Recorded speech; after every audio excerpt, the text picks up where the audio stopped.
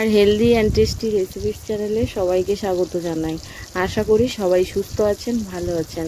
আজ দেখাবো লোটে মাছের ঝাল রেসিপির জন্য প্রথমে লোটে মাছগুলো কেটে ধুয়ে পরিষ্কার করে রেখেছিলাম। এখন উনুনে কড়াই বসিয়ে কড়াই খুব ভালো করে গরম করে নিয়ে দিয়েছি পরিমাণ মতো সরষের তেল গরম করে নিয়ে মাছগুলোকে লবণ, হলুদ, কর্নফ্লাওয়ার আর লঙ্কার গুঁড়ো মিশিয়ে রেখেছিলাম, সেখানে কোট করে নিয়ে এভাবে ভেজে নিচ্ছি। লোটে মাছ ভাজতে পারে না অনেকে, ভাজা যায় না, কিন্তু এভাবে যদি ভাজেন তাহলে ভাজতে পারবেন খুব সহজেই। কিন্তু মাছ দিতে হবে কড়াইয়ে অল্প পরিমাণে এবং হালকা করে উল্টে পাল্টে ভেজে নিতে হবে। মাছ ভাজা হয়ে গেছে। মাছ ভাজা যে তেল ছিল সেই তেলের মধ্যে আমি দিলাম একটা বড় সাইজের পেঁয়াজ কুচি। পেঁয়াজটা লালচে করে ভেজে নিয়েছি। পেঁয়াজ থেকে একটা মিষ্টি গন্ধ যখন বেরিয়ে যাবে তখন দিয়ে দিচ্ছি রসুন বাটা রসুন দিয়েও খুব ভালো করে কষিয়ে নেব যতক্ষণ না রসুনের কাঁচা গন্ধটা চলে যায়। পেঁয়াজ রসুন খুব ভালো করে ভেজে নিয়ে এখন দিচ্ছি স্বাদ মতো লবণ।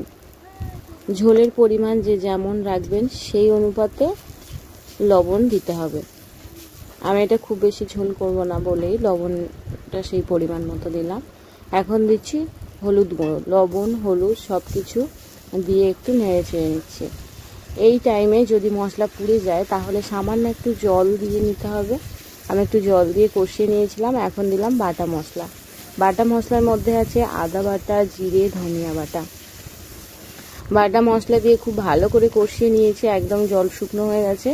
এখন দিয়ে দিলাম লাল ঝাল লঙ্কার গুঁড়ো।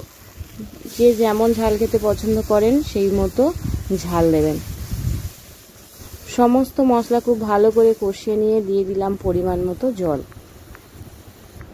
জল দিয়ে খুব ভালো করে ফুটিয়ে নিয়েছি। এখন দিয়ে দিচ্ছি বাটা গরম মশলা, বাড়িতে শিলনোড়াতে বাটা গরম মশলাটা দিয়ে আবারও খুব ভালো করে ঝোলটা ফুটিয়ে নেব। এখন দিয়ে দিচ্ছি ভেজে রাখা মাছ দিয়ে কিছুক্ষণ একটু ফুটিয়ে নিলাম, 1/2 থেকে 1 মিনিট মতো। তারপর নামিয়ে নিয়েছি। লোটে মাছের ঝাল রেসিপি খুব সহজেই বানানো হয়ে গেছে। শেষ পর্যন্ত দেখার জন্য সবাইকে অসংখ্য ধন্যবাদ। সবাই ভালো থাকবেন, সুস্থ থাকবেন।